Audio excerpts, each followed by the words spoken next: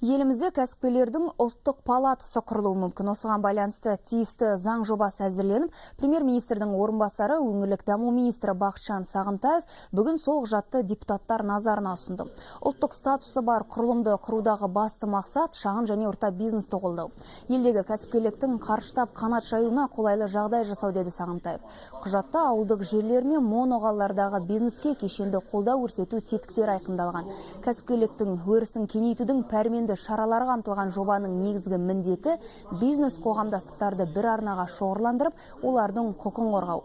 Айта кетейік, аталған заң жобасын өңірлік даму министрлігі әлемдік тәжірибені ескере отырып, Атамекен одағы ұлттық экономикалық палатасымен бірлесіп әзірлеген.